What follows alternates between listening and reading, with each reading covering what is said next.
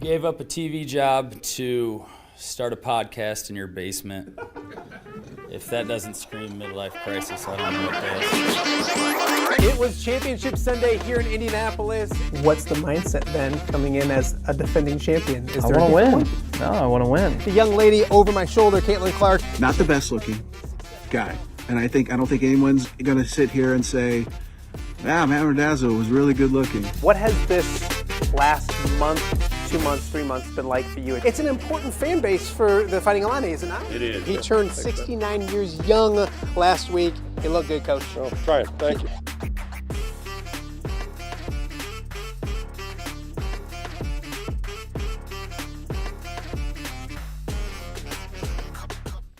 Welcome to a Thursday edition of Off the Air with Matt Randazzo. Thursday, January 6th. Thanks so much for joining us.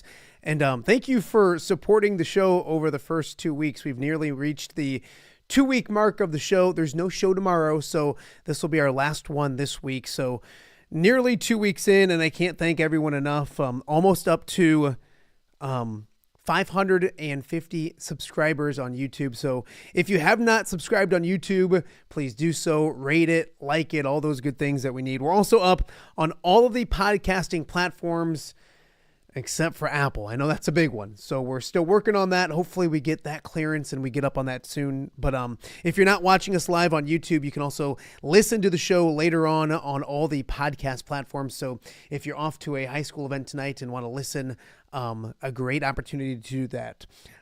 If you didn't watch yesterday's show, that's on YouTube, also the podcasting platforms as well. Had a ton of fun in that one. One of my mentors, Dan Birch, joined the show. Always great to catch up with Dan. Dan right now down in North Carolina with his awesome family, a physical therapist down there. So got him to give us an update on his life, but also he has opinions on sports, which are always awesome to hear. So it was great to catch up with Dan. I'm still trying to convince him to do a Wild Man Wednesday segment, maybe something each and every Wednesday, a short opinionated segment from Dan Birch would always be a ton of fun. So if you missed that one, go check it out. Also yesterday, Fritz Diodone, the former Owlman head coach, current Rock Island head coach, but he coached Charles Jugasol. Charles getting ready to play for a national championship coming up on Monday with Notre Dame. So we talked to him about Charles. Great interview there. Go check that out. Also, yesterday throughout the day in studio was the one and only Don Umlin. Don is an official, an umpire, a referee around our area, has been doing it for a long, long time. Also works out of PepsiCo as well. So takes care of PepsiCo. And I guess he doesn't work out of, but runs PepsiCo over at Augustana. So great to talk with Don. And the funny thing about Don was we talked about Officials Appreciation Week for the IHSA and how we need to ease off officials. Don't be those parents. Don't be yelling and screaming. Don't go crazy. And then I went to my son's freshman basketball game last night. I think I was tested because it was a struggle. But I behaved myself, I think, for the most part. And I kind of remembered what I was saying on the show to practice what I preach. So, yeah, it was a challenge, but all was well. And if you know a referee or an official, or if you're interested in becoming a referee, an official, an umpire, make sure you contact Don Umland and we can start you on your way because we need numbers, we need officials, we need umpires, we need referees, as many as possible. So you can check out those shows from yesterday. Excited about today's show. Coming up in just a little bit, we'll be joined by Matt Coss, the legendary sports writer here in the Quad Cities. Matt stepped away about 20 months ago. He's got a brand new gig in Muscatine. We'll talk to him about that. We'll also look back at his career, some of his best moments, and kind of where the local sports scene is right here in 2025. So Matt Coss in a matter of moments. Dan Pearson is efforting to be on the show right now.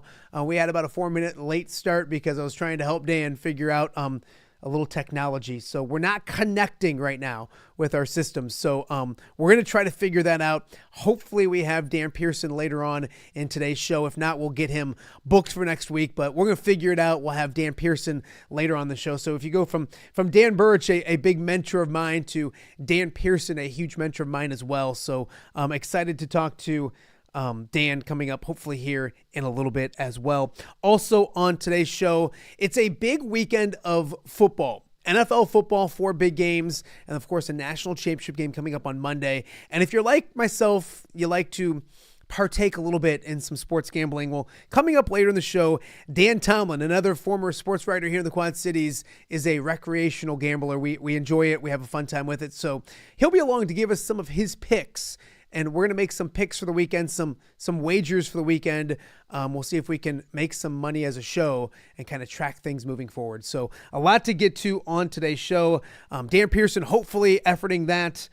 Dan Tomlin, and then Matt Coss. I got a chance to talk to Matt yesterday. Of course, Matt with a brand new venture in his life down with the Muscatine School District. So he's super excited about that. So we talked to Matt last night, recorded this interview with Matt yesterday. So that's where we'll start with the one and only Matt Coss on his new future, what he's doing now, and then I'll look back at a great run covering high school sports. So without further ado, here is Matt Coss. Welcome back to Off the Air, a Thursday here in the Quad Cities. And, you know, I really enjoyed having Dan Pearson on with me, a legend in his own right. And I go from Dan Pearson to this guy, the one and only Matt Coss. We joked when we got on this, Matt, I can't even mess today's show up. When I go from Dan Pearson to Matt Coss, I'm doing something right. First and foremost, thank you for joining us. It's great to see you. How are you? I'm doing very well, Matt. Hey, good to be on with you, and congrats on your show. You're doing a great job here the first couple of weeks. So I've enjoyed listening and honored to be a guest. I appreciate it. Hopefully I don't mess it up too much as we keep moving down the road. I got you on because I'm super excited for you, and I got to make sure I say it right. You've been named the Director of Communications and Community Engagement for the Muscatine School District. So after, so many years and decades of covering local sports in our area, which we'll talk about in a second, you have a life after or a new venture to start. Take me through it. How excited are you to get to do something like this in your home community? Yeah, about 20 months ago, I got out of the newspaper business. Not completely. I've done some freelancing and so forth over the last year and a half or so, but just the day-to-day challenges of it, the rigors of it, it got to the point where I was getting a little burned out and was just kind of wanting something a little bit different personally and professionally. And it's been a lot different here the last year and a half. It's been, my life has gone from going, go to kind of scaled back quite a bit. And I've enjoyed that. But at the same time, I was looking for kind of a new challenge and some new ways to kind of give myself some purpose. And this position with the Muscatine Community School District was something that I felt could be a really good fit.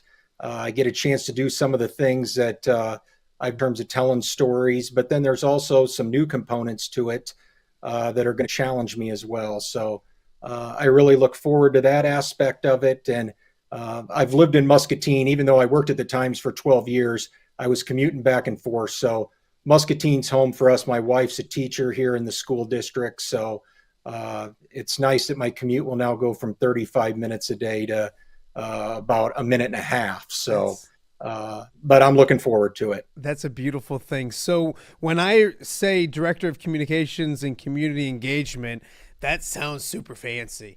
Dumb it up for a dumb guy like me. What's the goal? What's the mission? What's the purpose of what you're going to be doing at Muscatine High School?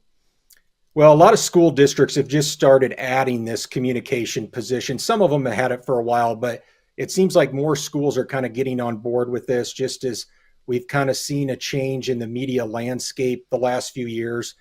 With dwindling resources and so forth for newspapers, TV, radio, whatever it may be, it's been a little tougher for school districts to get their story out there and what they're all about. And as you know, with young kids, there's a lot of good things happening in our schools, not just athletics, but activities in the classroom.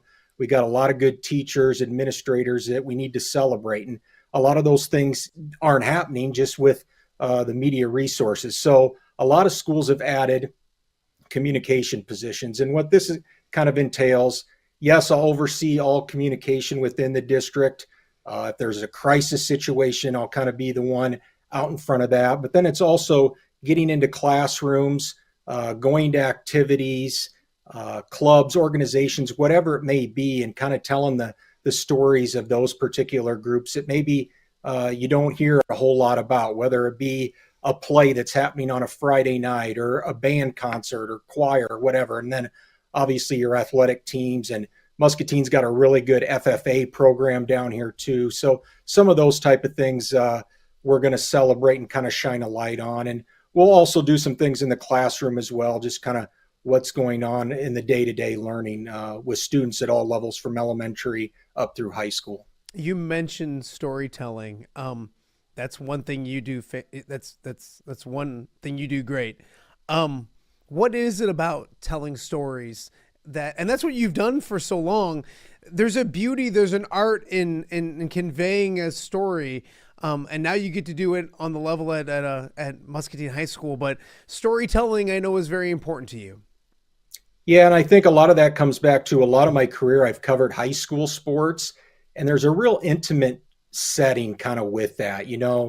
I've covered some college sports, and I don't mind that. But the high school, there's no problem you going over on a Tuesday and you get a chat one-on-one with a coach or an athlete, and you really get to know these people on a deeper level, whether, if it's just 15, 20 minutes.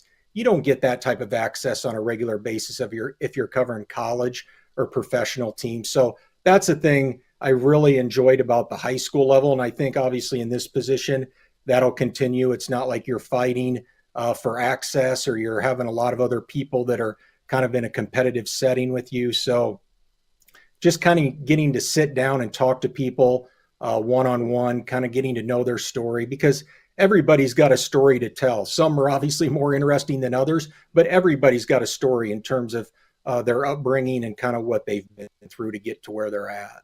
Obviously, your past career sets you up great for what you're going to do now. Let's talk a little bit about that past career, because there are some struggles and some tough times and some obstacles that everybody deals with when it comes to their jobs to professionals. So we're not going to focus on that. What's some of the things that you miss maybe about, telling stories, covering sports, not just in Muscatine, but in the Quad City area?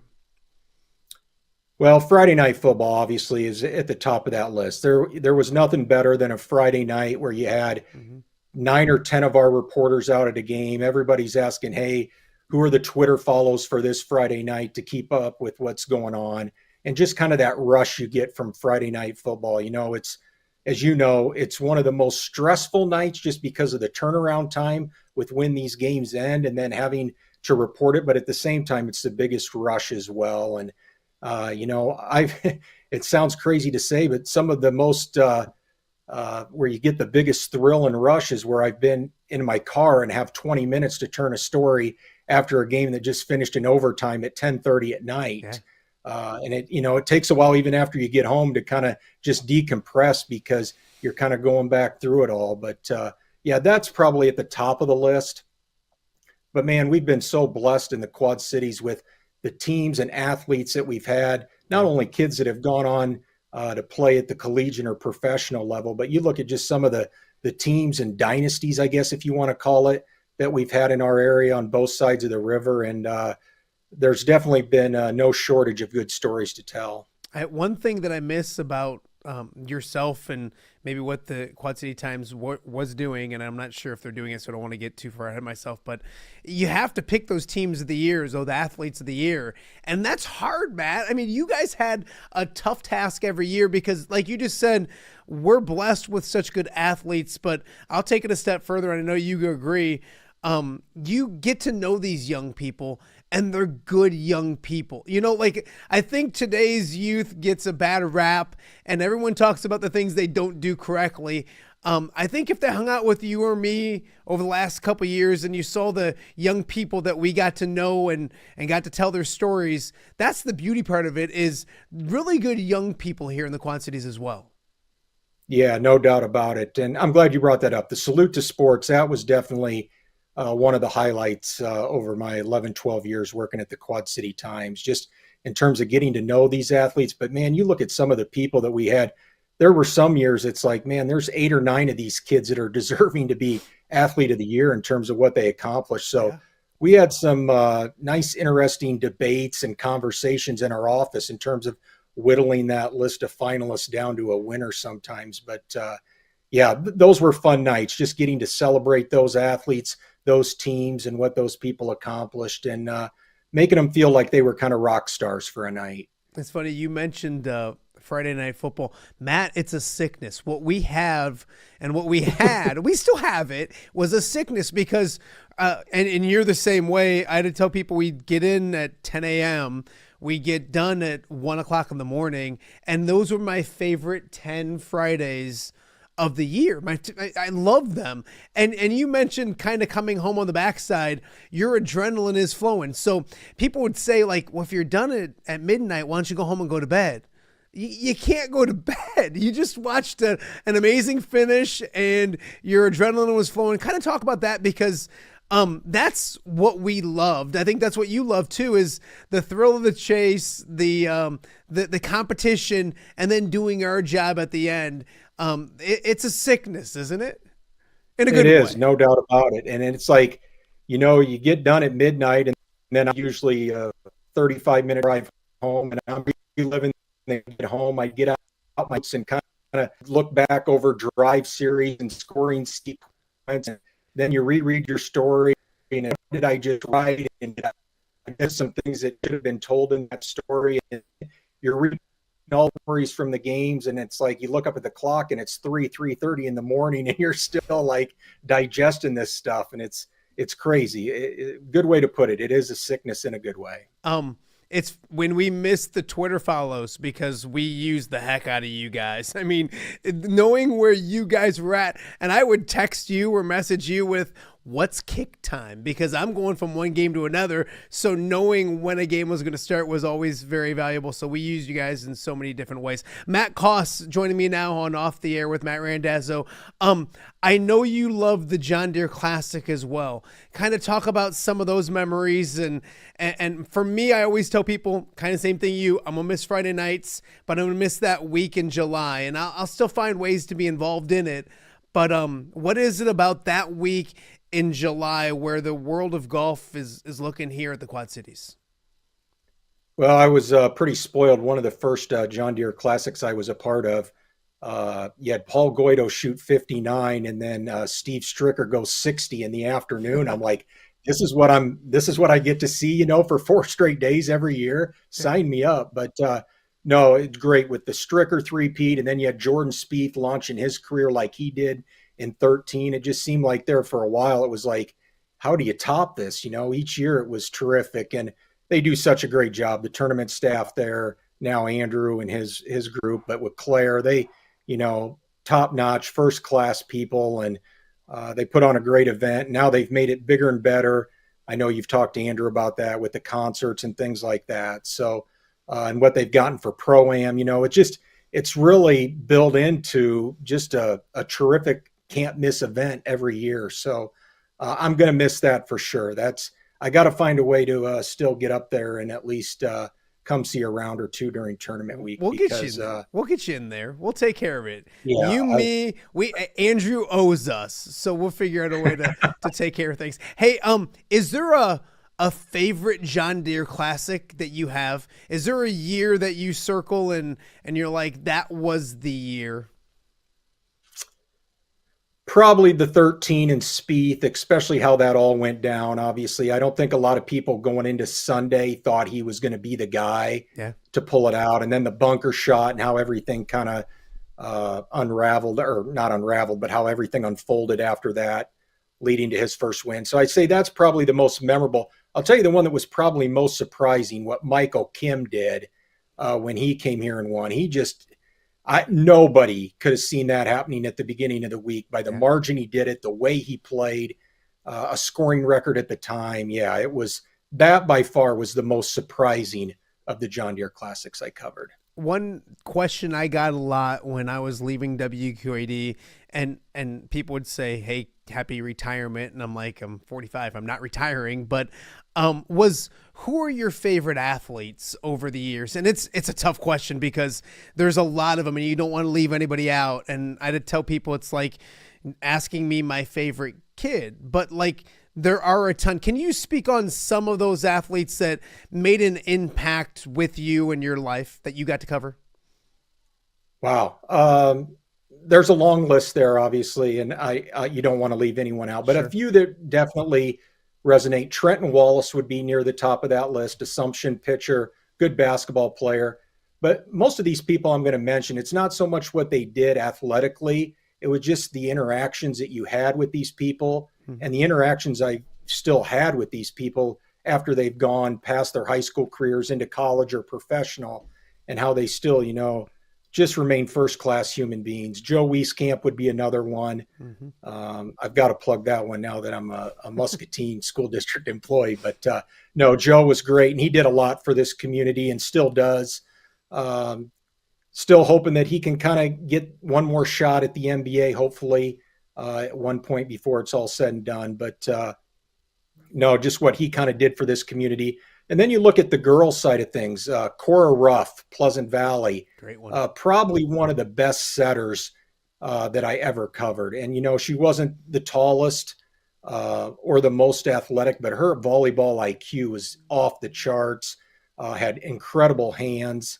And yeah, their program was fantastic while she was there for the 4 years. Rose Ripslinger, both Ripslinger girls, Rose and Joy. Yeah. I don't know if there was a better accomplishment athletically in my time there than what Joy Ripslinger did the 1 year at the state track meet, winning the 400, the 800, the 1500, and the 3000 in a 72-hour period. That was absolutely incredible what she did to go from one of the shortest distance to the longest distance and to win them all in the same meet. That's up there among the best things I saw from a high school athlete in my time. It's funny because you mentioned 4 home runs, and I can vouch for you. The great people hoping to have Trenton on soon. He's doing a great job. He got to AAA, I believe, this year. Yes. So he's, and I always tell people, cause so much youth baseball in my life, and there's so many parents that, you know, expect their kids to be the next Major League Baseball player from the Quad Cities. And I don't think I'm missing anybody, but Matt, in 25-ish years, it's Cody Sedlock, Dakota Backus, and Jacob Junis from my viewing area that actually played in the major leagues. Now, several of them did great jobs in the minor leagues and in college and all that, but it's not easy, and Trenton's getting close, and Joe's fantastic down in Australia right now. We're joined by Matt Coss, the one and only Matt Coss. This is a ton of fun for me. You mentioned dynasties, Matt. What are some of the dynasties that you'll kind of remember about your career? And I think a lot of them are going to come from the girls' side of things, because the ladies, especially recently, have been really impressive. What are some of the dynasties that you sit back, or teams? They don't have to be dynasties, but teams that really left an impact on you. Assumption Soccer obviously would have to be near the top of that list. What they did with led by Ripslinger and Maddie Ehrman, and that group kind of started it, and it just kind of continued on, and with Danielle Moore, and they had, for a while there, it was like they were kind of in a league of their own, especially playing Class 1A soccer, but they were still kind of the class of the MAC as well, playing 2A and 3A schools. You look at softball programs that we had come through here. You know, the 1 year we had state champs with Pleasant Valley, Assumption, Louisa Muscatine, Rock Ridge, and Rock Island. So you count, I think there was 7 or 8 classes total between the two states, and 5 of the 8 champions are, 45 minutes radius of the Quad Cities. Incredible. So softball's been great here. One of those Assumption teams with Nicole Timmons, that's probably one of the memories I'll remember the most, that state championship game that started at 11:40 at night. There had been a rain delay, extra inning games earlier in the day. The championship game starts at 11:40. I'm filing a story from the Fort Dodge McDonald's at 3:15 in the morning. Man. I pull into my driveway at 7 a.m. It's like, what just happened here? But that was probably one of the more memorable days on the job. But yeah, softball, we've had really good volleyball. First couple of years starting here with what Bettendorf had. There was a time they were putting 4 or 5 Division I players on the court at one time, led by Devin Porter and Caitlin Worthington, Anna Willie. So they had some really good teams as well under Diane Lichtenberg. So you can kind of go through all the sports, but as you said, the girls' side's really kind of flourished. We've had some really good track teams as well, led by Pleasant Valley. And on the boys' side, we've had some good basketball teams, but obviously the Illinois side, I think, would take the cake with that. I know you've had the discussion here the first couple of weeks with Rocky and Moline. The Iowa side, North Scott won a championship playing Pleasant Valley, but I wouldn't put that team up against Rocky or Moline. But so we maybe haven't had as much success on the Iowa side with basketball or football, but boy, it's been fun to watch just some of these individuals. DJ Carton and what he did. There's just been a lot of incredible individual efforts and teams to come through here. I just popped in my head. The North Scott girls won state 3 out of 4 years, didn't they? They did. And Yeah, Grace that'd be another one. Buffelli is another awesome human being. Horrible what happened to her this year, tearing your ACL this year, but that group, that dynasty right there, really good as well. You kind of took my next question. I was going to ask you about one of those crazy days, and it's funny because you talk about filing a story in your car in a McDonald's parking lot at 3. People think this is so glamorous, a glitz and glamour of what we get to do. And then when you actually hear some of the ways that we end up getting stuff done, it's awesome to hear. I'm going to ask you kind of the same question. I know you mentioned that day up in Fort Dodge, but are there other days that kind of stand out to you? I always talk about for myself, probably mentioned on the show already. So the Carson Franks shot. I started that day at the Big Ten tournament covering Illinois. They lost early in the day to Purdue, and I had found out that we weren't going to get down to that Rock Ridge semifinal game because there was, I think UT was playing near St. Louis, and there were so many other things going on. And I said, Illinois is going to lose. No offense to Illini fans, but they're going to lose. I can file something quick, record something, and probably make it to Peoria in time for the game. And ended up doing that. Little did I know that Carson Franks would make this crazy shot. And there I was sitting in a tunnel with a laptop at midnight. Started my day in Indianapolis, ended it in Peoria, covering 2 huge events. That day's always going to stand out to me. You mentioned the Fort Dodge, which is a really good one. Corey was on the bad end of that one for us. But are there any other days you kind of remember that you're like, that's why I do this, or that's the adrenaline rush of what we get to do? Yeah, I don't know in terms of crazy, but one of them, right when girls state basketball and boys sub-state basketball was going on, I covered a girls state tournament game in Des Moines and then got to Cedar Rapids for the sub-state final. And it was the year Waterloo West played North Scott. And I know you just talked about this on your show with Titan Anderson having the game winner, but that was one of the more improbable endings I can ever recall. The pass from Trent Allard to Titan Anderson, a guy that was definitely not known as a three-point shooter at that point in his career, and the heave and Seamus Buddy's reaction after the ball went through the net, the way he jumped up and down, and for them to go to the state tournament that way, that was probably one of the more wow, what did I just watch kind of moments just from what Titan Anderson did there. Because everything, there was, I can't remember the exact time, but it was definitely less than a second and a half on the clock. 0.6 seconds. It was a 70-foot baseball pass, and he hit him perfectly. He turned and he shot it. It was one of those things where everything had to happen perfectly, and it did. And the thing was, Titan Anderson's future head coach, Ben Jacobson at UNI, was there that night to watch it. And you could have just seen the smile on his face just outside the locker room afterwards. And he was talking to us media guys, and he's like, wow, that's what we're getting here. Yeah. They're getting it was incredible what he did that night. Off of high school sports for a little bit. I know you just got done watching the Iowa State game, and they're really good this year. Illinois is really good this year. Are you an Iowa fan? Would you consider yourself an Iowa fan? Yeah, I would probably say I kind of lean that direction, but I'm kind of more, I like watching all three, throw UNI in the mix as well. That's where I graduated from. So all 4 of those schools I enjoy watching. This Iowa State team, though, I really have, come to enjoy a lot. They got more firepower than they've had in previous years. TJ Otzelberger's teams always play good defense, but what they're doing on the offensive end, those 3 guards with Lipsy, Gilbert, and Jones, they can match up with any trio of backcourt players in the country.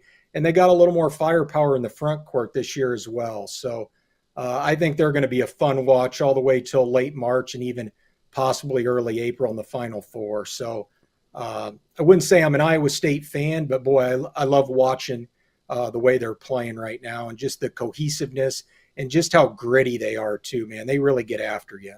Yeah, the Hilton is something else. It was rocking for sure. You a Bears fan? I am a Bears fan. All right, Matt, I'm going to give you a gift. I am going to let you fix the Bears. You can do whatever you want this offseason. How does Matt Coss fix the Bears? where do you want to start? Holy cow. I think it goes all the way from ownership, all the way at the top down. I've lost touch with this coaching search because they're bringing everybody in. It's a new name every day. Let's just pare this thing down to finalists, and then I'll kind of get invested again to see what's kind of going on here. But obviously Ben Johnson's a name. I know you don't like that as a Lions fan, but they definitely need some type of offensive mind to come in there, just in terms of to kind of help Caleb in his development. But they need somebody that's a disciplinarian as well. They need somebody that's going to bring some accountability to the locker room. I think that's what's really been missing the last couple of years. So where do you find that, but also find an offensive coach as well? So that's kind of tough. I know Mike McCarthy's name's been thrown around. I'm not sold on him bringing championships to Chicago. I think he can be a guy that maybe stabilizes things where you're consistently maybe winning 9 or 10 games. But do I see him making a huge leap like what you've seen with Detroit? No. So that's kind of the bind I think they're in right now. They need to make some upgrades, obviously, on the offense and defensive lines. So roster management's going to be a big thing as well. But it'll be interesting to see how this whole coaching search comes about when it's all said and done. They're also trying to get a new stadium built and where all that goes. So a lot of questions, more questions than answers. I don't know if you want me to give you that responsibility. It seems like too much work. I don't know if that's I would say Mike McCarthy raises the floor. I don't know if he messes with the ceiling, but I think he raises the floor of where the Bears organization could go. I won't keep you too much longer. We're joined right now by Matt Coss. I was lucky yesterday to have Dan Bergeron, today Dan Pearson, people very influential to what I got to do. Who was the influential people in your career when it came to storytelling, writing articles, the job that you got to do for so long? Well, I basically, Daryl Bates, the late Daryl Bates, who covered high school sports in the Quad Cities for 30 to 35 years. He was somebody that I really looked up to. His brother, Roger Bates, who worked at the Muscatine Journal for so long. Those were two guys that were definitely influential. Don Doxey, the late Steve Batterson, Craig DeVries, Craig Cooper, all those guys I grew up reading. And, every Saturday, Sunday, whether it was the QC varsity or their college coverage, that was one of the first things I went to. Just, how are they going to tell the story of how this unfolded from what you watched the previous day? So a lot of good journalists in the Quad Cities that had a chance to kind of learn from, and it's been a lot of fun. But no shortage of people who have done a good job in this business. Yeah, and it's amazing in our area. You mentioned those guys, and then you had the guys at the Dispatch, Rock Island Argus. I grew up getting both papers, and people thought we were nuts, but my mom was on the Iowa side of the river, and my dad grew up on the Illinois side, so we just got both. So the Nesses, the Tappas, the Wendlands, the Markses, all those guys at the Dispatch Argus, and then you mentioned the legends over at the Times. We were spoiled. So I guess I'll leave you with this. I think, and I don't want to say it in a negative way, but there is some frustration with the coverage of local sports and where it's at. And I'll answer it by saying it's changing, it's evolving, but it's still there. What Greg Armstrong's done with View from the West, I think, is super cool. What Matt Shuckman's done down in Quincy with his ability to cover that area in a different way. So I think it's still there. It's just evolving. Where would you say we're at when it comes to local coverage, the state of local coverage when it comes to sports, and where is it going and where it might get to? Yeah, that's a good question. You kind of look at it, in the heyday, or even if you want to say 10, 12 years ago, between the Times and the Dispatch Argus, you had 13, 14 reporters out on a given Friday night. So about every game you could think of in the metro and a few in the area, you knew were going to get covered. Those days, unfortunately, are long gone. That's not going to happen anymore. We went from having staffs of 14, 15 between those two papers, just in sports, to now 2 people running, it just like it's impossible. So I think you're going to see less game coverage. It's going to be more like feature analysis. That's kind of what people are wanting. The podcasts obviously have become a big hit. Greg's done a great job with that in terms of providing people with coverage with Western Illinois football. I would like to see somebody kind of do that on the Iowa side as well. I think that could be a big hit. I think there's an audience for that because, as you know, people kind of crave that type of stuff, whether it be football, basketball, whatever it may be. So unfortunately, it's not going in a great direction right now, but I'm hopeful at some point, somebody will get enough to say, hey, we need to do more with this, whether it's independent, like you've seen with what Matt Shuckman's done, as you mentioned, down at Quincy, because there's great stories, there's great athletes, great teams to cover, and hopefully we can get back to the point where those people are recognized and celebrated for what they're doing. But I don't think there's a short-term fix here, unfortunately. It's going to take some time, but I'm hoping we're at the bottom. It does at the cellar of what this unfortunately has become. But as you know, you need advertisers. It takes dollars to make this thing happen, and right now it's just not there. So we're in a changing time when it comes to the media, and it's not for the best. But I'm hopeful. I'll leave it at that. Cautiously hopeful.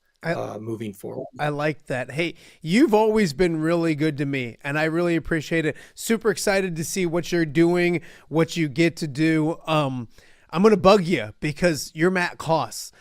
People want to know what you think. I know you're very modest, but I've enjoyed this. I'm going to bug you even more. Be good down there in Muscatine. Enjoy the Muskies, and we'll talk to you really soon. Hey, I appreciate it, Matt, and good luck with the show. Awesome. He is Matt Coss. Awesome to have him join us on Off the Air. It is a Thursday edition of OTA. We got much more to get to right after this. Hello, Dan Pearson here of FCA. Our team is thrilled to support Off the Air with our good friend Matt Randazzo. We share the view of the power of sport when it comes to relationships, including the influence of the coach. FCA believes the coach is the most influential person in America. Matt celebrates local coaches and athletes. His content is informational, insightful, and inspirational. Our Fellowship of Christian Athlete team loves partnering with Off the Air with Matt Randazzo while we engage, equip, and empower coaches and athletes in our 23 counties. FCA, the heart and soul in sports. View from the West, the podcast covering Illinois high school football. It's going to be a hard-hitting game. It's going to be great football. Weekly analysis and reaction from around the western side of the state of Illinois. This is the game we had circled when the year started. Follow along on YouTube and subscribe wherever you listen to podcasts. It's big-time football out there tonight, and I know we can play big-time football. View from the West. We got you covered.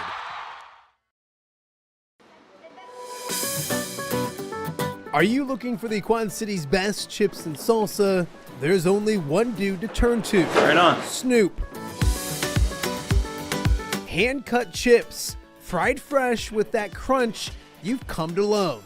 And the most addicting salsa with delicious fresh ingredients each and every time. Pick up your chips and salsa, queso, enchiladas, and much more at the Stern Center in Rock Island. To place your order, simply call the man himself. It's Snoop at 309-314-8197 and find out for yourself what the rest of the Quad Cities already loves. Welcome back to Off the Air, a Thursday here in the Quad Cities, January 16th. Thank you so much for joining us. Of course, we started the show off with the one and only Matt Coss. And I stress this because we've had so many good newspaper sports columnists in my lifetime, in my 45 years here in the Quad Cities. But Matt Coss, as professional as it gets, someone who loved what he did, continues to love what he did, and he's going to do a fantastic job down in Muscatine with that school district as well. So once again, thank you to Matt Coss for coming on here. Love listening to the memories, to the stories. You can look at local sports and coverage of local sports in so many different ways, but the bottom line is Matt's right. It's not what it used to be.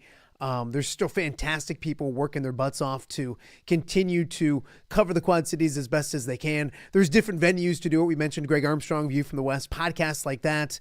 This podcast, this show, hopefully goes a little ways into helping fill your sports need here in the Quad Cities as well. But things have definitely changed. And so hopefully when you guys are out and about on a Friday night or throughout the week at a high school event or just looking at local sports in the Quad Cities, support them in any way you can, because it's a lot different. Matt mentioned it wasn't too long ago that there was a 14-person staff running around covering games all over the Quad Cities when it came to just the newspapers. So awesome to catch up with Matt Coss right here on Off the Air. We are still efforting for Dan Pearson. I've been really lucky so far when it comes to my new vMix system.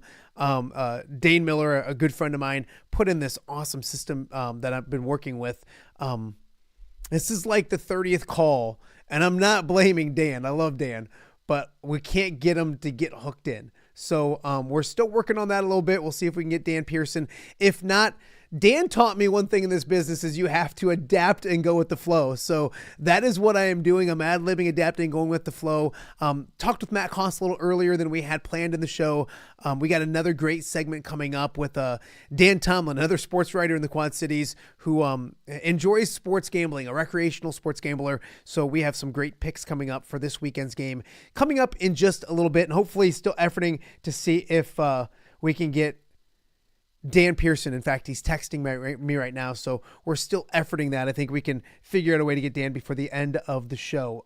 Couple things when it comes to local college basketball last night. We mentioned Iowa State with a big victory. They continue to impress. Next week on the show, we'll talk more Iowa State Cyclones. They got a big game coming up against West Virginia, and a familiar face in Darian DeVries up in over in Morgantown coming up this weekend. So a big game for them. And also a little breaking news. If you haven't been on social media or Twitter, Bob Uecker, legendary Major League Baseball broadcaster, has passed away at the age of 90, was battling lung cancer. So a sad day, obviously a fantastic broadcaster when it comes to baseball. Also, I'll be watching Major League this weekend just to kind of get my fix of Bob Uecker and one of my favorite movies, my favorite sports movies of all time. So coming up after the quick break, we will have Dan Tomlin with some sports gambling for this weekend, some nice plays for the weekend, and then hopefully Dan Pearson coming up in just a little bit. You're watching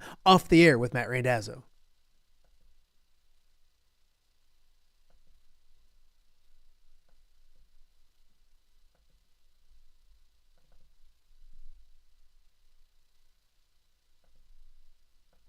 Hello, Dan Pearson here of FCA. Our team is thrilled to support Off the Air with our good friend Matt Randazzo. We share the view of the power of sport when it comes to relationships, including the influence of the coach. FCA believes the coach is the most influential person in America. Matt celebrates local coaches and athletes. His content is informational, insightful, and inspirational. Our Fellowship of Christian Athlete team loves partnering with Off the Air with Matt Randazzo while we engage, equip, and empower coaches and athletes in our 23 counties. FCA, the heart and soul in sports.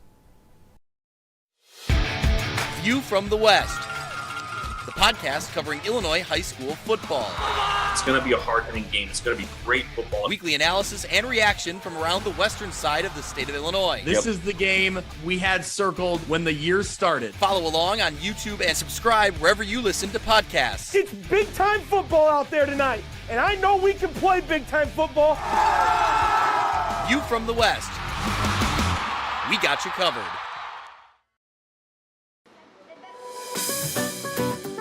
Are you looking for the Quad City's best chips and salsa? There's only one dude to turn to. Right on. Snoop. Hand-cut chips, fried fresh with that crunch you've come to love. And the most addicting salsa with delicious fresh ingredients each and every time. Pick up your chips and salsa, queso, enchiladas, and much more at the Stern Center in Rock Island. To place your order, simply call the man himself. It's Snoop at 309-314-8197 and find out for yourself what the rest of the Quad Cities already loves.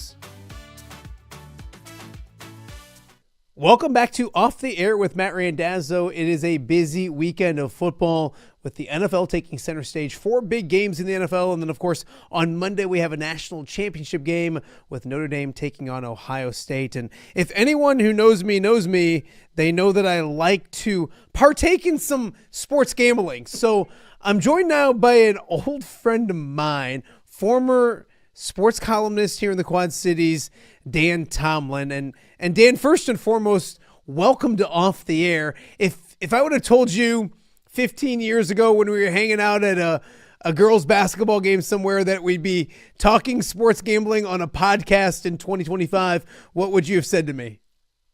What in the hell's a podcast? That's a very good answer. No, and we've known each other for a long time, and in a show that we've already had Dan Pearson and Matt Coss, you've had a lot of fun and success covering sports in the Quad Cities. You miss it a little bit, don't you? Oh yeah, you definitely miss the relationships. You know, the coaches, the kids, the drama of a Friday night where a game's getting done right before deadline and you got to get something out. There's a lot of adrenaline that goes into that. Yeah. You don't get that at a 9-to-5 sitting at a desk. No, you don't, but you get a lot of that if you like to participate in sports gambling, and you and I both like to do that. So I figured we'd have some fun and kind of start a little gambling segment here on Off the Air and go into the weekend with some picks for people to play with. Now, mind you, we're not encouraging you to lose any of your money, but if you want to listen to some of these, if you want to partake, it'll be a lot of fun. But before we get started, I love to sports gamble. I do it a lot, and it used to have this negative connotation, and it shouldn't, and I don't think it does anymore. How did you get the ball rolling becoming a recreational sports gambler like yourself? Ooh. Well, I was going to say out of the darkness and into the light a little bit. You know, I've been gambling on football since I don't know, since I was 10. I was going to say, don't incriminate yourself. My mom would bring home parlay cards from the office, and I don't know who the hell collected the money, but we'd pick 4 NFL winners a weekend and against the spread and see how we could do. And then in high school, I knew a guy that knew a guy, and they'd do $50 a game. And then I just started running a book at the high school and taking bets at $5 a piece on and setting the line for some high school sports and stuff, and always the guy that ran the NCAA brackets. And yeah, so it's kind of in my DNA. And then all the offshore stuff, and all through college, and then after college, doing stuff where they'd mail you back a check with your winnings, but don't cash it at any local banks, just big banks. And you can never get anybody on the phone. And you wanted to have a credit card that was just for that, so that if it was compromised, Sure. But yeah, so that's the short version of the journey. That was an innocent question. I think you just confessed to like 5 felonies all at the same time. But with that being said, it used to be difficult. I mean, you used to figure out ways to offshore or this or that, and now it's become such commonplace. And I think we talked about the connotation. If you do things responsibly, with anything, it's a fun way to enjoy sporting events in a different way if your team's not very good or competitive or in that game. Oh, we're going to already get into the Bears and Lions, huh? Is that what we're going to do? Well, I wasn't going to go to it, but we can. It's just fun. It's fun to try and outsmart the system. I think that one thing that you and I both are is also pretty competitive people. And we're very curious people too. And so it's fun to try and find different angles, different ways to win. It doesn't matter if it's $1 or $10 or $100. The juice is kind of all the same. You want to put down $1 tell your friends, oh, I got this thing going for $1. It's going to win me 100, all that kind of funny stuff. But yeah, it's just totally recreational with money that if you lost it, it's no big deal. If you're ever losing sleep over a bet that you lost and you needed that money, you shouldn't be gambling. Yeah. What I'll always say, and we talked before we got on the air, that it's not we think we know sports. It's more numbers and analytics and taking advantage of situations more than it is that I think I know a lot about football or basketball or whatever you're gambling on. So I think that's a good point there. And then two, I always say to people, like, I don't go to movies. I don't. Yeah. There's a lot of things. This is my recreation now. This is exactly. What I do. Exactly. And there's a lot of things that you could be doing that take more time away from the family, that maybe are more expensive. It's pretty innocent, if you ask me. Yeah. Yeah.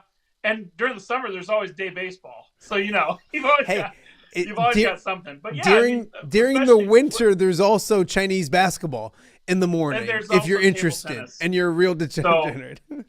On the Illinois side, you can bet table tennis on FanDuel, and you can do that, and that's a good time too. All right. With all that being said, there are NFL games this weekend and a national championship. So we're going to go through and get a play from every single game. And then what I'm going to do is I'm going to keep track. We're going to keep you on the record off the air, if that makes any sense, and kind of see how we do. And then I'm also going to start a off the air account. And I'll put $25 on. We'll start it with $200, and I'll put $25 on all these plays. And as we move along, we'll see how we do as a show. And I'll figure out a way to give you a cut, because I know that's the question that's coming next in your mind. We'll make this all work out. So there's no better money than Randazzo money. That stuff spends. Stop. We'll start in order. So let's start on Saturday. Early game. It is Houston at Kansas City, and you can go anywhere. You can go props, you can go over unders, all that kind of stuff. What do you like about the first game on Saturday?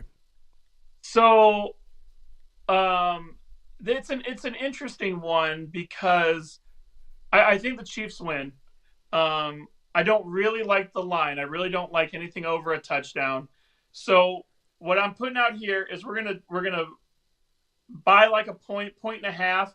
We're going to take Chiefs minus 6.5, but we're going to add 5 receptions from Kelsey. So we're getting a little bit of plus money. So I work in unit betting. So unit betting, we're going to put 1 unit on this. That's 1% of whatever your bankroll is. We're going to put 1% on this. So at the plus 112, we're getting more than even money. And there's several reasons. I think that if you look at last year, Kelsey overperformed in the postseason relative to the regular season. I don't know that he had as disappointing of a regular season this year, but it's pretty obvious that when Mahomes needs to make a play, there's one guy he's looking at. I think Xavier Worthy's probably a good candidate for a touchdown, but I think the Chiefs defense is good enough to keep CJ Stroud kind of on his toes. And I think they win. I think that a backdoor cover to get it within 7 would be a problem. So that's why we're buying it down to 6.5. And kind of talk about that, because you look in football, you have to look at numbers, the 3, the 7, the 10, 14. That's important. If you can get something at 7.5 and you can get something at 6.5, it's worth buying that point just to get on the right side of a backdoor cover or something like that. Because especially in the playoffs, they're down 10 with 2.5 minutes to go, or even, let's say, under a minute to go. Even on first down, they're going to kick the field goal to get themselves to 7 to try and get the onside kick. And those, you just wasted your whole day if it ends up like that. You're like, oh my God, I had the game script right. They're up 14, 17, whatever, and they just kind of played this prevent defense just to not get anybody hurt. So yeah, I just like that. I like that 6.5. They very well could come out and win 21-3, 21-10. But I don't think they get there without at least 5 receptions to Kelsey. But Kelsey could have Kelsey could have a really big day. Yeah, he could have that in the first half. I can easily see Yeah, that. So, yeah. Game 1 in the AFC, Houston, Kansas City. We are parlaying Kansas City, excuse me, -6.5 and 5 receptions for Travis Kelce. Right now, it's +112. I always say shop around. You can try the different books, and it might register a little bit better on one than the other. Different states too. So that's true. Bet365 in Iowa, there are better odds. So it's 112 on DraftKings. I did that because I know that regardless of what side of the river you're on, it. But yeah, I mean, if you can get 134, 135, you're going to be over here to go to Costco. Put it in when you're in the parking lot. Go on from there. I love it. And I am a guy, when it was legal in Iowa to gamble, but not legal in Illinois, the 280 bridge, if you took the first exit and you pulled into a parking lot, that's where I would sit and make my bets, go back over the 280 bridge and go to church. You ever on see a any Sunday. other degenerates out there with you, Matt? No, I didn't. I was more disappointed than ever, but now I don't You didn't need look to do that around as though, much. did you? I bet there are other people out. Oh. I bet there are other people doing the same thing. Guarantee it. You mentioned the Costco bet. Yeah, the excuse to, hey, I'm going to go over to Iowa to get some gas. It's cheaper over there. And then, place a few bets. All right. Dazzo, they'll never see this. So the only reason that I'm okay with going to my in-laws is because they live on the Illinois side. So run over there, put in the Friday free Prize Picks play, do whatever I need to do on Underdog, those things that aren't legal in Iowa. And of course, I'd love to see the in-laws. Love to see them. I'm more concerned that your in-laws aren't subscribing to the podcast. We'll talk about that afterwards. That's disappointing. Yeah. Game 2, I don't like gambling on my team, especially when you're a Lions fan, because it usually goes, I've gambled against them when they were awful back in the day. I have no problems gambling against them, but I don't love to do it before. That's changed a little bit this year. I'm starting to finally buy some trust back in these guys, but it is Washington at Detroit, the night game on Saturday. What do you like about the beloved Detroit Lions? Well, and hold on, if you take Washington money line on this show, you'll never be coming back again. So I thought that'd be an incredible trolling opportunity. and I tried to talk myself into it a few ways, but I think that there are two things really going in Detroit's favor. Number one, last year. This isn't their first go round. They're not new to this. A little bit of the pressure is off. Mm-hmm. And then number two, the last time they took the field, it was supposed to be the game of the year, and they just beat the hell out of the Vikings. So I think that those things that are, that are in your memory, so to speak, and like those recent memories, really affect how you play. Now, the same can be said for the Commanders and the way they went down to Tampa Bay and won. But that Tampa Bay defense is terrible. It was terrible against the pass all year.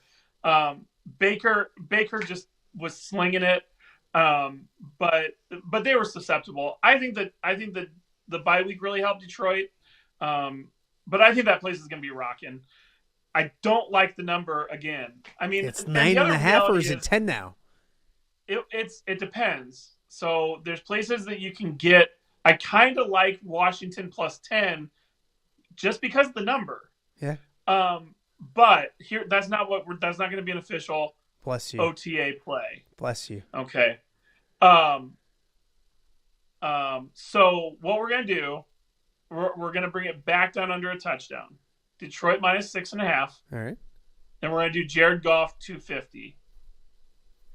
That's +135 at, I think, DraftKings again. But again, you can shop that number around. Because they don't get there without, I mean, I think 250 is kind of a low bar. Yeah. I think that they're going to come out and throw the ball. I think Jameson Williams should do pretty well. If Mike Evans had the kind of day that he did, why wouldn't Jameson Williams or Ramon St. Brown, And then, I mean, Gibbs is just incredible. So, but those numbers are super sharp. I mean, Gibbs rushing and receiving was 113.5, and it's just like probably, but man, that's a hell of a number to get to. Yeah. You know, there's just kind of no room for error, and game script really has to, you know, I have no idea what David Montgomery's going to do. You know, David Montgomery's yards are 66.5. That's too high. And there's a lot of me saying under, because this whole thing could just be a ruse that he's going to be able to play 20 snaps. And I think he'll be able to play, but it's Jameer's team now. I mean, he's not being a homer or anything. He's special. And I think the workload, whether everybody's 100% or not, isn't 50-50 anymore. It's probably more 75-25. So I think 66 is too much. Hey, I'll mention this. This was on FanDuel yesterday. Anytime touchdown scorers in this game.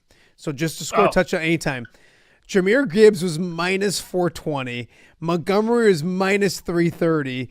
St. Brown was minus 150. Jamison Williams was minus 105. Laporta was plus 135. You got to get to the sixth person on there for Terry McLaurin to show up for Washington. That just shows how many points Vegas thinks the Lions are going to score. I like your play, Dan. I'll take the play, especially because it's involving Detroit. I'll say about these two games on Saturday, it's a very plain like a play that everybody's going to do. But how do you not just take Kansas City to minus 2.5, Detroit to minus 2.5 on a 6-point parlay or a 7-point parlay and just do or teaser and just do that? So in my notes, that was my first play. Okay. And then I wanted to have something for each game. Yeah. No. But yeah, that worked out to 102 on DraftKings, I think it was. So guaranteed you get it somewhere else, and you can get that to plus money. And I agree. I mean, and again, all you're trying to do is get under a field goal. You don't want to lose by, but that field goal gets you a win. If it's 2.5, it's 2, all that kind of stuff. 1.5, it's kind of all the same number. All right, let's head to Sunday. I don't know the order of the games on Sunday. Is it AFC first?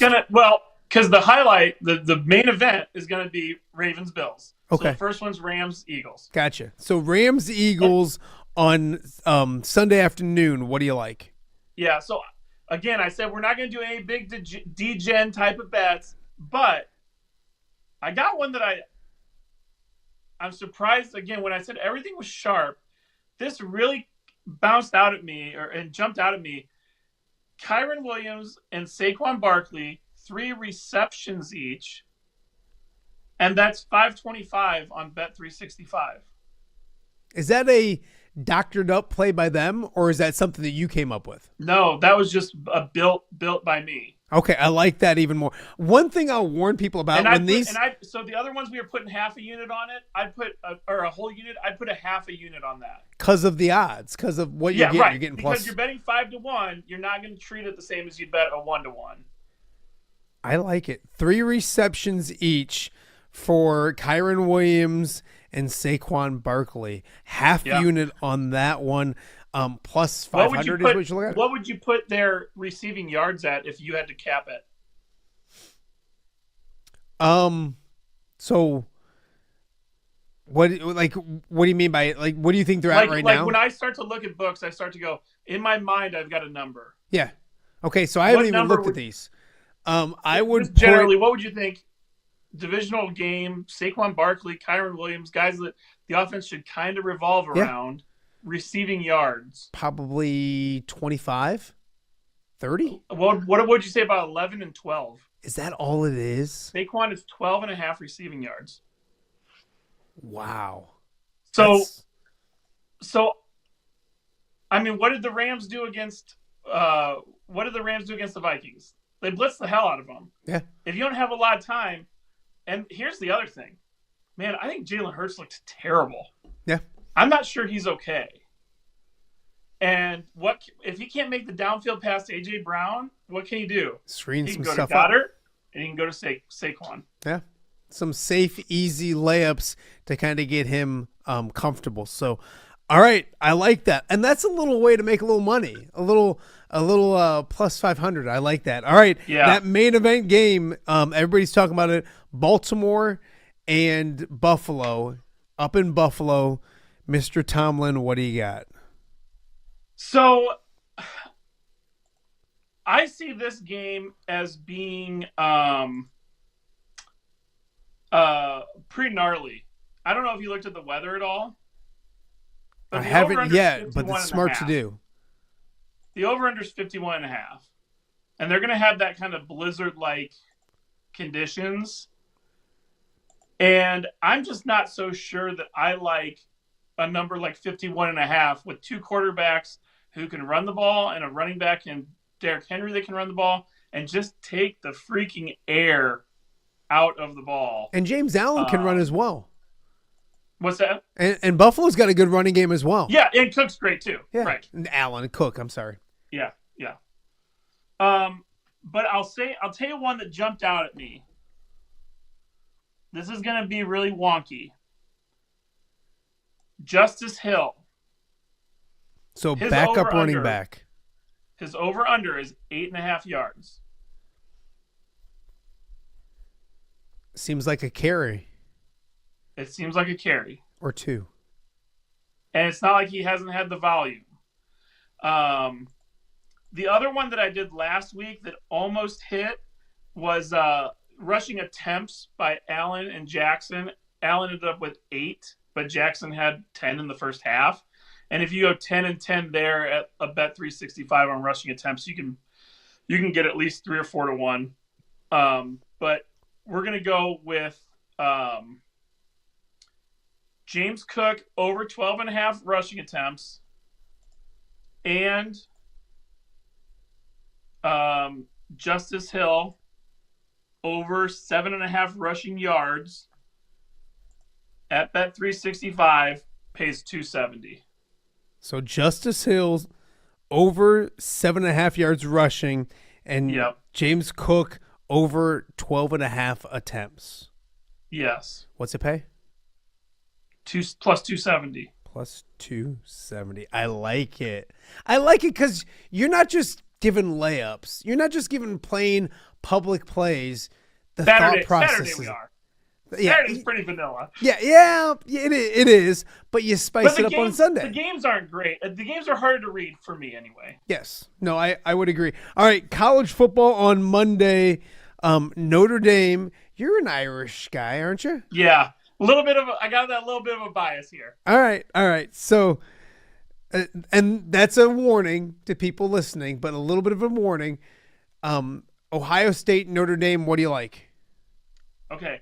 So I've got a nasty parlay here. I haven't looked into the props yet. And again, on Iowa, sometimes we get props, sometimes we don't. So this might be an over the weekend while I'm in Iowa with the in-laws hanging out because I love my in-laws, looking at some props. But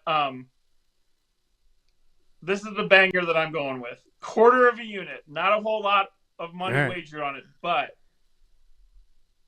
Rams money line, Irish money line, plus 1,200.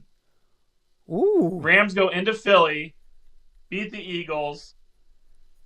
Notre Dame wins the national championship, plus 1,200. Quarter of a unit wins us 4 units. I'm in. Or 3 units. I'm in. I love it. So you have a slow, safe start to the weekend. Get some wins under your belt. Start feeling good. Build our bank a little bit before we get greedy. Love it. And then on Sunday, you look to make a little bit more money. And then on Monday, you just get as greedy as greedy can be. You just let her rip. Let her rip, baby. I love it. So I will post. The echoes, I will post all those plays on social media, but I'll give them to you one more time. And if anybody's actually taking these plays, God bless you. We will go with Kansas City minus 6.5, parlayed with Kelsey 5 receptions. That's a full unit. Washington, Detroit, we have Detroit minus 6.5, and Jared Goff 250 yards passing. That's plus 135. Rams, Eagles, it's Saquon 3 receptions, Kyron Williams 3 receptions, parlays parlay those two together. And then game 4, Ravens, Bills, Justice Hill over 7.5 yards rushing, and James Cook over 12.5 attempts. And then the college football game, we put it with the Sunday, and we did Notre Dame and the Rams money line plus 1,200. Let Dan Tomlin win you some money this weekend. What do you say? Let's start this thing off good. Follow me on X, Dan Tomlin Bets. There you go. Dan Tomlin Bets on X. This is going to be huge, man. Yeah. This is going to be great. I appreciate your insight. Super humbling. This is going to be awesome or like really super embarrassing and humbling. But you know what? Whatever. We'll jump on and own it. You can own it. Yeah, for sure. Yeah. It's not like you were taking bets as a 10-year-old. It's not nearly the worst thing you've ever done. No. So, hey, I appreciate it. This was fun. We'll talk to you next week with a big smile on your face and more money in your pocket. That sound good? That sounds great. All right. He's Dan Tomlin. I appreciate you, my man. We got a lot more to get to on the show. It is a Thursday edition of Off the Air. We will be right back. Hello, Dan Pearson here of FCA. Our team is thrilled to support Off the Air with our good friend Matt Randazzo. We share the view of the power of sport when it comes to relationships, including the influence of the coach. FCA believes the coach is the most influential person in America. Matt celebrates local coaches and athletes. His content is informational, insightful, and inspirational.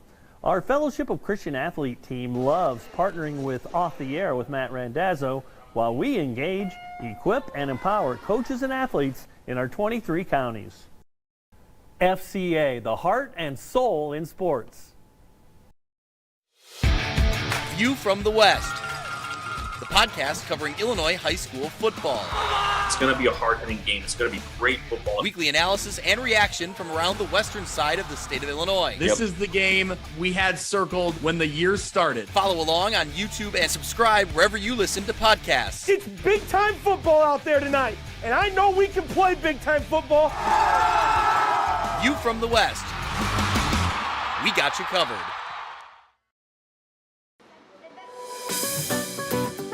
Are you looking for the Quad City's best chips and salsa? There's only one dude to turn to. Right on. Snoop. Hand-cut chips, fried fresh with that crunch you've come to love.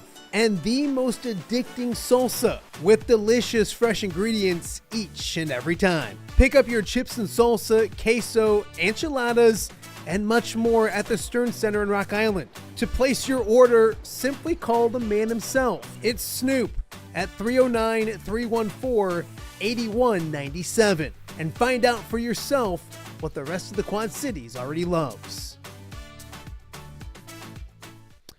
Welcome back to a Thursday edition of Off the Air. Thank you so much for joining us. We want to thank Dan Tomlin for giving us some picks for this weekend's games. A great weekend of football. Hopefully you guys can take some time to enjoy it. It's one of my favorite football weekends of the year, and I'm saying that as a Lions fan, so obviously much more entertaining for me this year, but I remember the bad years, trust me, and I still enjoy this weekend. And, of course, that national championship game coming up on Monday. So if you are interested in the sports gambling, which a lot of people are, so check out Dan's picks. We'll put them on my social media as well. So we'll see if we can make some money. We'll keep track of how Dan Tomlin does and see if we can help you win some money right here on the show. Of course, we want to thank Matt Coss. He was on at the top of the show, kind of talking about his new venture down in Muscatine with the school district in Muscatine, and also looking back on his coverage of high school sports over a long time. Matt Coss, one of the best in the business, and really fun to go back with him, some of his favorite athletes, his favorite memories, his favorite moments, his favorite John Deere Classics. So if you missed that, it'll be up on podcast form. Also, you can check it out on the channel right here as well. And the hope was to have Dan Pearson on today. We have been working our butts off, and for some reason, Dan's computer stuff doesn't vibe with my computer stuff today. So we are going to punt on Dan Pearson.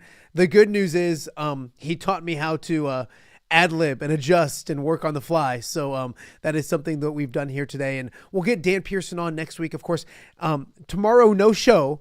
So make sure maybe catch up on the shows that you haven't watched from this week or last week, and then get set for another big week of Off the Air next week. We'll get Dan Pearson on the show next week. We'll figure out the technology, or I'm going to tell Dan, I don't know if Dan's watching, or we're going to have to put him in, get him out here. I'll get some donuts, make some breakfast, put the dog in the kennel. The dog's really happy today because she hasn't had to be put away. So she's running around downstairs like crazy. So we will figure something out with Dan Pearson, one of the best in the business. So we'll get to him next week. Speaking of guys influential to me, Dan Birch was on yesterday. If you missed that interview, go check out Dan, and we're going to try to get him on every Wednesday. I don't know if I've cleared that with his wife or him or anything of that sort, but we're going to work on Wild Man Wednesdays coming up in the very near future. We talked about some college basketball off the top of the show. It's a big topic right now on the show with two teams in our area playing some really good basketball. Iowa State last night beating Kansas, doing so impressively, 74-57 at the Hilton in a battle of top 10 teams. So we will see what Iowa State can do as they continue to move down the road as it gets deeper and deeper in the season. Ranked number 2 in the country, 15-1, 5-0 in the Big 12. Also, Illinois playing some really good basketball. I always point that way because that's where Champaign is from my house. But Illinois also doing well this season. So we'll talk more about Illinois coming up next week. Want to get back to Iowa State for a second because last night, Curtis Jones, a fantastic night, 25 points. But the thing about Iowa State is, one, they play really good defense, but two, they also spread things out. Curtis Jones, fantastic most of the season, really good last night, but they always, a very balanced attack usually in Ames. 4 players in double figures last night, and it's become a calling card in Ames. They're going to play really good defense, but they're also a very balanced team. You're going to have to stop several people in order to beat them, and this is courtesy of Jake Brend last night, our good friend up at WOI. This is the Cyclones talking about that balance that they have between starters and also guys that can come off the bench. If the other team tries to take somebody away, if somebody else is going to make the play, like we got so many playmakers, guys that can make plays. I feel like everybody out there can make a play, and that's dangerous because you really got to pick your poison, and somebody going to make it happen. They know what's coming at them every day. They know that we're going to be demanding and there's going to be a high standard, and that's not predicated on one individual. It's a collective effort from the team, and I believe our guys are confident in that, and they believe in that. So an impressive game in Hilton Coliseum. Iowa State getting that victory. We'll see how they do this weekend. As I mentioned, they go to West Virginia. And circling back around to maybe the gambling aspect of things, Iowa State's 15-1 overall. They've won a lot of several big games in a row. Now they go on the road after winning at Texas Tech last weekend, beating Kansas in an emotional game at the Hilton yesterday. Not being a hater by any stretch of the imagination, but I'll be intrigued with West Virginia if you're sports gambling this weekend to see what that line comes out at. Iowa State may be due to stub their toe on the road in a very good conference, so keep an eye on the Mountaineers this weekend. Iowa back in action on Friday night. That game, as far as I know, still staying at UCLA. That was kind of up in the air, but they haven't announced anything yet, so I'm assuming that game stays at UCLA. So it's Iowa-UCLA, Friday night, 8 p.m. start on FS1. UCLA comes in losers of 4 in a row. And if I'm an Iowa fan, I don't love that. If I'm the Hawkeyes, I don't love the fact that a UCLA team that started the season ranked and has plenty of talent, almost not a desperate situation, but they need to get back on track. Iowa's going to get UCLA's best shot on Friday. We'll see if the Hawkeyes can split that 2-game series out in California. And another big one for Illinois on Sunday. They travel to East Lansing to take on Michigan State. Sparty playing very good this season. And of course, last weekend, it was Illinois falling to USC at home. They bounced back. They played pissed off. They did what I kind of expected them to do against Indiana. I don't know to the extent in which they did that because obviously I didn't expect a 25-point victory, but Illinois playing really, really good against Indiana. A second really tough road trip to Michigan State. We'll see if the Illini continue their winning ways coming up this weekend. As we mentioned earlier in the show, some sad news in the world of sports. Bob Uecker passing away at the age of 90, a legendary baseball broadcaster with the Brewers. And obviously, if you're a fan of sports movies, If you love Major League, Bob Uecker, fantastic in that as well. So I'll be watching Major League. Maybe I'll do that this afternoon before I get the kids from school. Watch a little Major League and kind of remember Bob Uecker, one of the greats. So our thoughts with his family and Brewers fans and baseball fans alike. That'll wrap up this week's show. I want to make sure that you go back, check out some of the week's shows this week. Pat Anger on, Nicholas Bear was on, Matt Coss was on, Dan Birch was on, Rusty Van Wetzinga was on, Don Umlin, Tom Caker, Dan Tomlin, and Fritz Diodone. So a lot of good content this week. Go back, check it out. Check out last week's stuff as well. Again, no show tomorrow. We'll be back next week with a full list of shows. If you're subscribing on YouTube, we appreciate it. Please tell a friend or 2 or 10, and then also make sure you're checking us out on the podcast platforms as well. We are working on Apple. We are hoping to get Apple back up and running in the very near future. So thanks so much for watching and tuning in this week. We'll see you guys back next week right here on Off the Air.